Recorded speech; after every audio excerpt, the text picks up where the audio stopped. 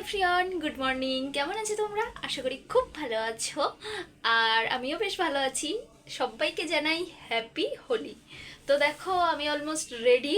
এই যে শাড়িটা পরে নিয়েছি, কিন্তু এখনো মেকআপ হয়নি, হেয়ার হয়নি, কিচ্ছু হয়নি।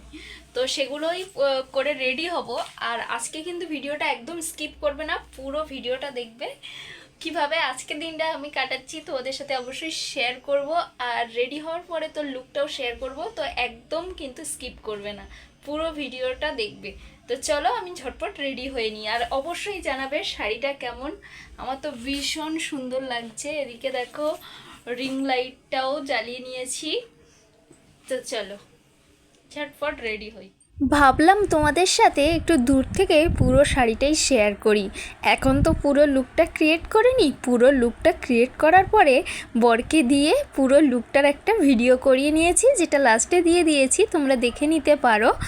আর তো দেখো, আমি একদম রেডি হয়ে গিয়েছি। রেডি হয়ে কিন্তু তোমাদের সাথে আবার কথা বলতে চলে এসেছি। তো পুরো লুকটা তোমরা দেখে জানিও কেমন লাগছে।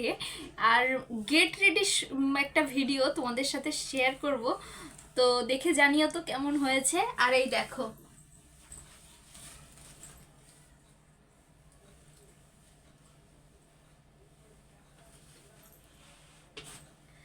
যে পুরো লুকটা, শাড়িটা কেমন ফুটেছে বলো তো? আমার তো মনে হচ্ছে শাড়িটা ভীষণ ফুটেছে, ভীষণ ফুটেছে, ভীষণ সুন্দর লাগছে।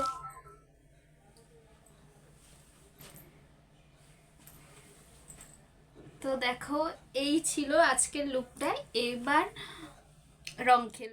আর এই লুকটা তো তোমরা অলরেডি গেট রেডির ভিডিওতে দেখে নিয়েছো, আর যারা এখনো দেখোনি অবশ্যই ঝটপট গিয়ে দেখে নাও যে কিভাবে রেডি হয়েছি, আর লুকটা তোমাদের পছন্দ হয়েছে কিনা অবশ্যই কমেন্টে জানিও। তো চলো একটু রং টং খেলে নিই, রিল টিল বানিয়ে নিই, তারপরে আবার তোমাদের সাথে দেখা হচ্ছে। এই দেখো, এখানে কত রকমের রং আছে। দেখো, এটা সবুজ, এদিকে রেড, এদিকে পিঙ্ক, আর এদিকে ইয়েলো।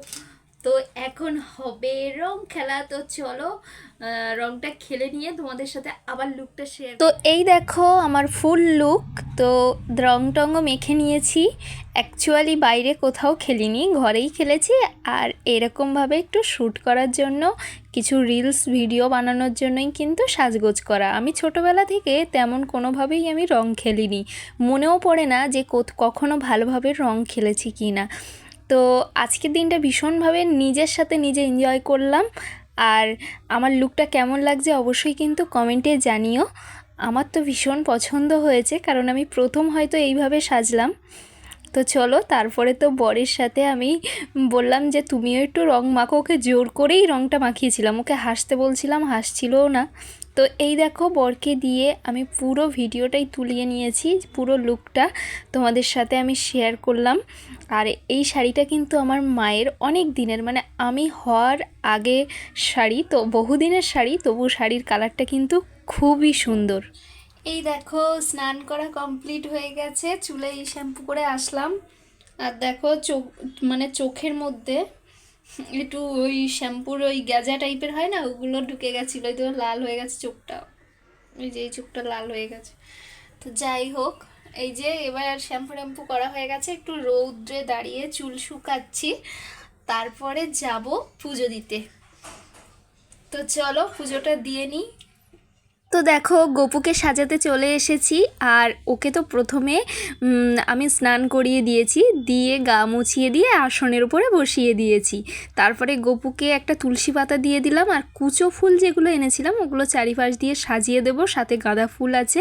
আমার তো এইভাবে খুব সাজাতে ভালো লাগে। আগের বছরে গপুকে এর থেকে সুন্দর করে সাজিয়েছিলাম, কিন্তু এই বছরে আমার মানে শরীরটা একটু খারাপ, আর তার সাথে কি বলবো, একটু ব্যস্ততার কারণেই হয়তো আজ এবারে অতটা ভালো করে করতে পারিনি। তো যাই হোক, গপুকে হলুদ রং দিয়ে আমি রং মাখালাম। অন্য অন্য রঙগুলো ছিল, তোমরা ভিডিওতে দেখেছো, কিন্তু ওই রঙগুলো আগের বছরের, তাই এবছরে গপুকে হলুদ রঙই মাখিয়েছি, নতুন যে রং। আর তার সাথে গপুর পছন্দের লাড্ডু নিয়ে এসেছি, লাড্ডুটা দিয়ে তার উপরে তুলসী পাতা দিয়ে দিলাম। আর এই হলো আমার গপুর ফুল লুক। কেমন লাগছে গপুকে জানিও। আর এই যে ধূপ প্রদীপ দিয়ে দিলাম, আর অন্য অন্য ঠাকুরের জন্য এই লাড্ডু দিয়েছিলাম, লাড্ডু বলতে তিলের লাড্ডু বা তিলের নাড়ু যাই বলতে পারো দিয়েছিলাম। আর জায়গাটা ছোট হওয়ার কারণে না ঠিকভাবে পুজো দিতে পারি না, তোমাদের সাথে শেয়ারও করতে পারি না। তো বেশ কিছুক্ষণের পরে প্রসাদটা তুলে এনেছি। আর জানো তো এই লাড্ডু প্রসাদ যখন প্রসাদ হয়ে যায় খেতে একরকম লাগে, আর যখন এমনি দোকান থেকে কিনে খাই তখন একরকম লাগে। আজকে তো দারুণ লাগছিল। আর এই প্রসাদ খেয়েই আমি সারা দিনটা ছিলাম। আর তারপরে সন্ধে হয়ে গেল, সন্ধেবেলা খেয়েছিলাম এই যে দইয়ের ঘোল খেয়েছিলাম একটু চিনি দিয়ে নুন দিয়ে ফাটিয়ে। আর বরকে করে দিয়েছিলাম ডিম দিয়ে রুটি। আমরা সন্ধেবেলাই খেয়েছি, টিফিন হিসেবে বলতে পারো বা ডিনার হিসেবে বলতে পারো, কারণ একদম 5:30 6টা নাগাদ আমাদের প্রচণ্ড খিদে পেয়ে গেছে। যেহেতু আমরা দুপুরবেলা খাইনি সেই কারণে। তো বড় বলছে আমার খিদে পেয়ে গেছে, তো কি করব, ও দেখি রুটি করেছে, 3টে রুটি ওর মতো করেছে। আমি যেহেতু খাবো না বলছিলাম, তো ওর মতো করেছিল। তো রুটি আবার কি দিয়ে খাবে, তরকারিটা তো আমাকে করতে হবে। তো তরকারি আর করে দিইনি, ডিম দিয়ে এরকম করে দিয়েছি। আর আমাদের সন্ধেবেলা থেকে কারেন্ট নেই জানো তো, কারেন্টটা বেশ কদিন ধরে ডিস্টার্ব করছে। যাই হোক, ভিডিওটা এখানেই শেষ করছি, চলো বাই।